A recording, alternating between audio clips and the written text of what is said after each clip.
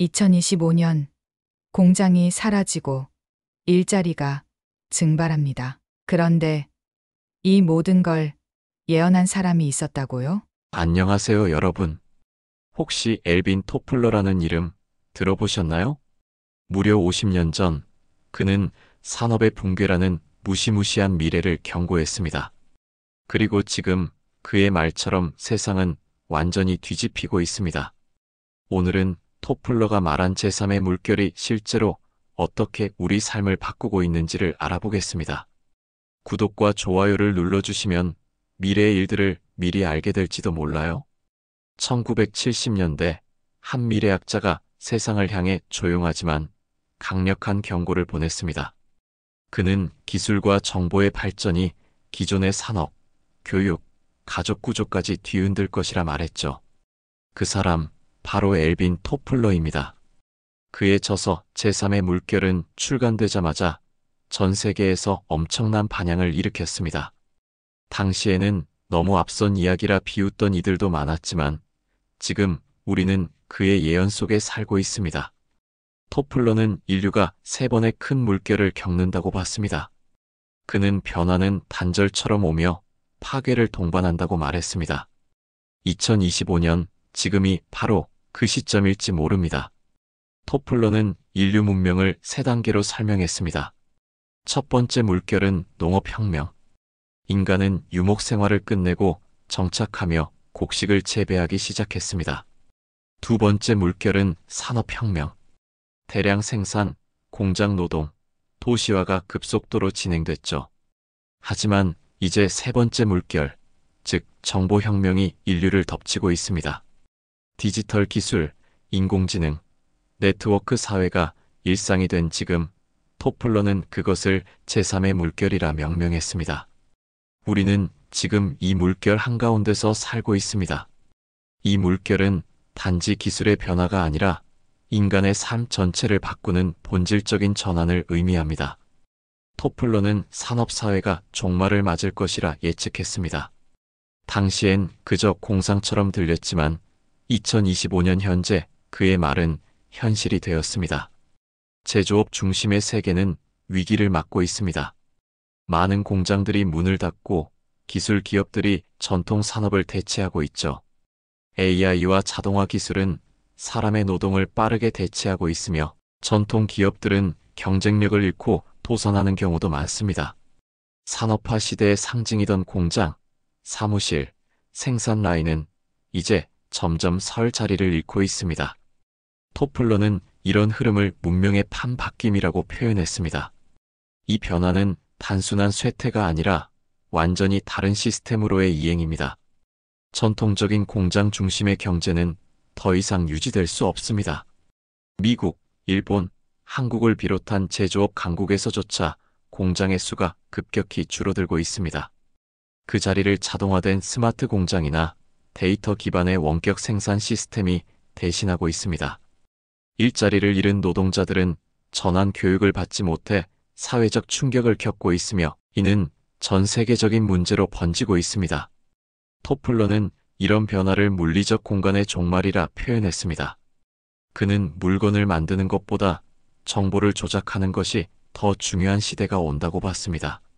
지금 그 예언은 현실이 되고 있습니다. 우리는 공장이 사라진 세상에 적응할 준비가 되었을까요? 하루가 멀다 하고 새로운 직업이 생기고 또 사라집니다. 전통적인 직업 군운전사, 회계사, 텔레마케터 등은 AI로 대체되고 있고 심지어 의사나 변호사조차 안전하지 않습니다. 토플러는 직업이라는 개념 자체가 재정이 될 것이라 보았습니다. 평생 한 직장에 다니는 정규직 개념은 희미해지고 포트폴리오 노동자직, 다양한 기술과 프로젝트를 유연하게 수행하는 사람이 주류가 될 것이라 예측했습니다. 지금의 프리랜서, 크리에이터 경제가 이를 입증하고 있죠. 일은 있지만 그 일이 직업이 아닌 시대. 이것이 바로 토플러가 경고한 미래입니다. 현대 교육 시스템은 여전히 19세기 산업사회의 틀을 따르고 있습니다. 교실, 시험, 주입식 암기. 하지만 토플러는 이런 시스템이 미래에는 쓸모없다고 말했습니다.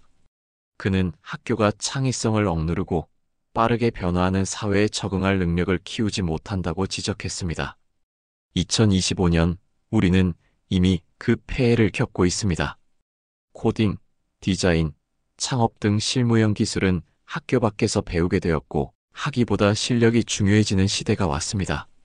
이제는 정답을 찾기보다 질문을 던질 줄 아는 인재가 필요한 시대입니다. 토플러는 이를 교육의 개인화라 표현했습니다. 우리는 이제 진짜 교육의 본질을 다시 돌아봐야 합니다. 한 집에 부모와 자녀가 함께 사는 전통적인 가족 구조는 점점 사라지고 있습니다. 1인 가구가 폭증하고 결혼하지 않는 사람들이 늘어나고 있죠. 심지어 자녀 없이 살아가는 부부나 친구끼리 가족을 구성하는 새로운 형태도 등장하고 있습니다. 토플러는 오래전부터 이 변화를 예측했습니다. 그는 제3의 물결이 가족의 핵심 기능을 기술이 대체하게 될 것이라 했습니다. 실제로 AI 비서, 육아 로봇, 가정용 자동화 기기들이 그 역할을 하고 있죠. 인간 관계 중심의 가족에서 기능 중심의 가족으로 우리는 지금 가족이라는 개념 자체가 변하는 전환점을 지나고 있습니다. 대형마트에 가서 물건을 사고 광고를 보고 제품을 선택하는 시대는 지났습니다. 지금은 알고리즘이 나보다 더 나를 잘 압니다. 소비는 이제 추천받고 경험하는 과정이 되었죠. 토플러는 일찍이 소비가 물건 중심에서 정보 중심으로 이동할 것이라 보았습니다. 실제로 많은 이들이 제품 그 자체보다 그 제품이 주는 경험, 이미지, 감정에 더 큰 가치를 둡니다. 스트리밍 구독, 가상 패션, 디지털 재화처럼 소유보다 접속이 중요해진 시대. 소비는 물건을 사는 행위에서 정체성을 표현하는 수단으로 바뀌고 있습니다. 이 흐름을 누가 먼저 읽느냐가 경쟁력이 되는 시대입니다. 전 세계 수십억 명이 사용하는 플랫폼 기업들, 구글, 메타, 아마존 같은 기업은 이제 국가보다 더 막강한 영향력을 가졌습니다. 토플러는 정보가 권력이 되는 시대를 예고하며 정부의 역할이 줄어들 것이라 했습니다. 실제로 우리는 국경보다 플랫폼 경계 안에서 더 많은 시간을 보내고 있죠. 콘텐츠, 검색, 금융, 교육, 의료까지 플랫폼 안에서 이루어집니다. 문제는 이들이 민주적 통제를 벗어나 있다는 것. 토플러는 기술 엘리트에 의한 지배를 경계해야 한다고 말했습니다. 과연 우리는 플랫폼 권력을 견제할 수 있을까요? 과거에는 지식을 가진 사람만이 권력을 가졌습니다. 하지만 지금은 누구나 정보를 생산하고 공유할 수 있는 시대입니다. 유튜브, 블로그, SNS는 전통 미디어의 권위를 넘어섰고 위키백과나 오픈소스처럼 집단 지성이 지식을 생산합니다.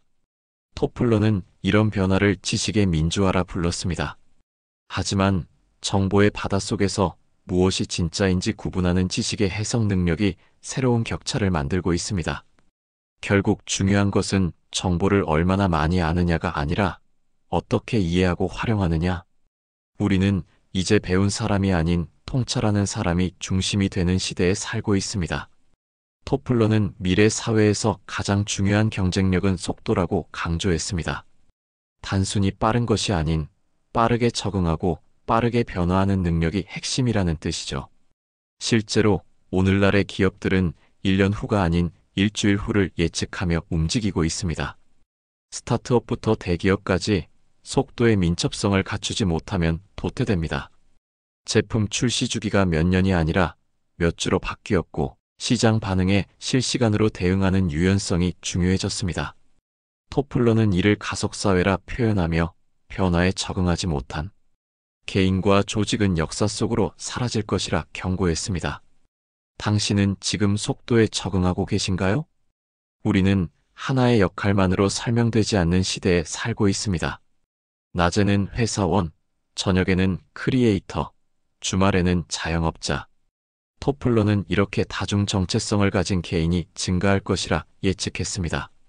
실제로 2025년 현재 본업과 부업을 넘나드는 멀티플레이어가 사회의 새로운 주인공으로 떠오르고 있습니다. SNS에서는 누군가의 팬이면서도 동시에 영향력을 가진 콘텐츠 생산자가 되기도 하죠. 한 사람이 동시에 다양한 삶을 살아가는 시대. 이것이 제3의 물결의 본질적인 변화입니다. 토플러는 고정된 정체성이 해체되고 유동적인 자아가 부상할 것이라 말했습니다.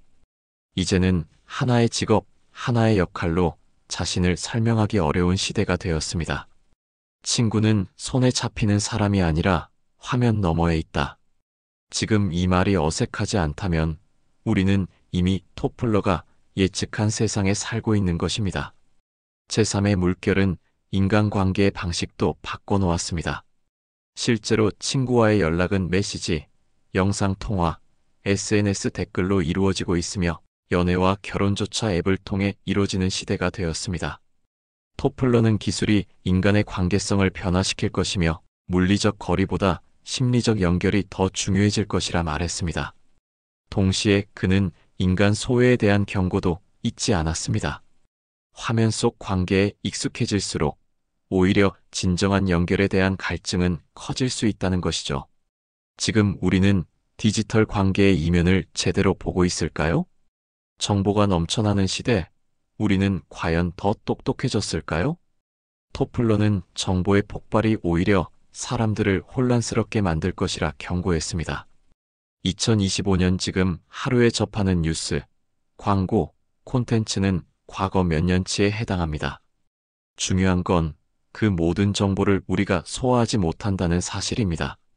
그래서 나타난 현상이 바로 정보의 탈맥락화, 즉 어떤 정보가 왜 중요한지를 판단하지 못한 채 흘려보내는 일이 많아졌습니다.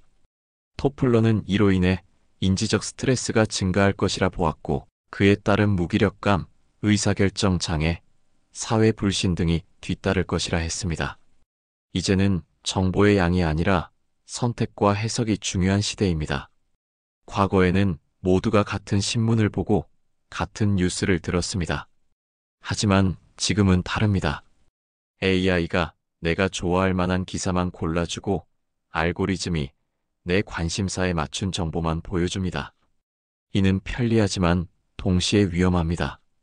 토플러는 정보의 분할을 예고하며 사람들 간의 진실 인식이 달라질 것이라고 말했습니다. 같은 사건을 두고도 어는 음모론을 믿고 B는 과학적 설명을 따릅니다. 그 이유는 접하는 정보가 다르기 때문이죠.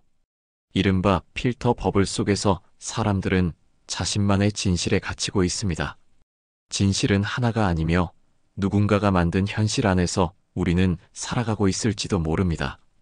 정치도 제3의 물결을 피해갈 수 없습니다. 토플러는 권력이 집중된 중앙정치 구조가 약화될 것이라 봤습니다. 실제로 SNS와 온라인 커뮤니티를 통해 개인이 의견을 내고 집단이 행동으로 옮기는 일이 많아졌습니다. 기존 정치권은 더 이상 국민을 통제하기 어렵고 실시간 여론과 반응에 끌려다니는 구조로 변화하고 있습니다. 최근에는 AI를 활용한 여론 분석, 정책 추천 등까지 등장하며 정치의 주도권이 기술 기업이나 데이터 전문가에게 넘어가고 있다는 말까지 나옵니다. 토플러는 미래 정치의 핵심은 참여라고 말했습니다. 이제 권력은 누가 가지느냐가 아니라 누가 더 많은 사람을 연결하느냐에 달려 있습니다. 출근이 당연하던 시대는 끝났습니다. 2025년 현재 수많은 기업들이 재택근무와 디지털 협업을 기본으로 삼고 있습니다. 토플러는 제3의 물결에서 일하는 방식 자체가 바뀔 것이라 봤습니다. 과거의 사무실 중심 시간제 근무는 더 이상 효율적이지 않습니다. 이제는 성과 중심의 유연한 근무가 대세이며 세계 어디서든 협업이 가능한 환경이 조성되고 있죠. 직장은 물리적 공간이 아니라 연결된 네트워크가 되어가고 있습니다. 이로 인해 삶의 방식까지 변화하고 있으며 일과 생활의 경계가 모호해지고 있습니다. 토플러는 이를 작업의 탈물리화라고 표현했습니다. 기술은 발전했지만 사람들의 불안감도 커졌습니다. AI, 빅데이터, 유전자 편집, 감시 시스템 등은 편리함과 동시에 공포를 안겨줍니다. 토플러는 기술이 발전할수록 윤리적 갈등이 커질 것이라 했습니다. 누구의 데이터를 쓸 수 있는가? AI가 인간보다 나은 판단을 할 수 있는가? 이런 질문들은 단순한 기술 문제가 아니라 인간성에 대한 질문입니다. 특히 2025년 세계 곳곳에서 기술을 둘러싼 논쟁과 충돌이 이어지고 있습니다. 우리는 기술을 활용하면서도 인간의 존엄과 윤리를 지킬 수 있는 방법을 찾아야 합니다. 그렇지 않으면 기술이 인간을 통제하는 미래가 올지도 모릅니다. 토플러는 새로운 물결이 몰려올 때 과거의 질서를 고집하면 반드시 뒤처진다고 말했습니다. 제3의 물결 시대의 생존 조건은 적응력, 학습력, 그리고 변화에 대한 두려움을 극복하는 능력입니다. 2025년의 세계는 과거의 방식으로는 설명할 수도 살아남을 수도 없습니다. 정보, 기술, 연결, 유연성, 이 모든 것들이 새로운 문명의 기본 요소가 되었죠. 토플러는 우리가 익숙했던 모든 시스템이 해체되고 재구성되는 과정을 겪게 될 것이라 예고했습니다.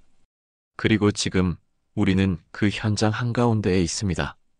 이 거대한 변화의 흐름을 외면할 수는 없습니다. 이제는 방향을 잃고 주체적으로 선택해야 할 시간입니다. 엘빈 토플러가 말했습니다. 미래는 이미 우리 곁에 와 있다. 단지 고르게 퍼져 있지 않을 뿐이다. 그 말처럼 제3의 물결은 어느 날 갑자기 닥친 것이 아닙니다.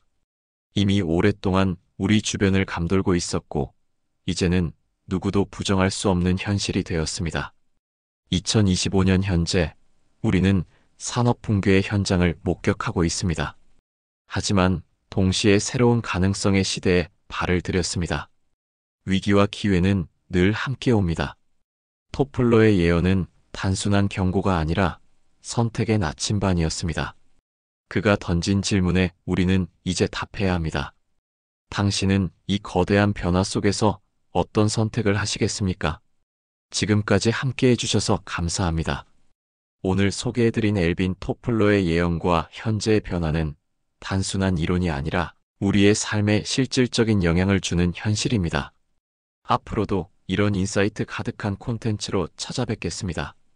좋아요와 구독, 알림 설정 부탁드려요.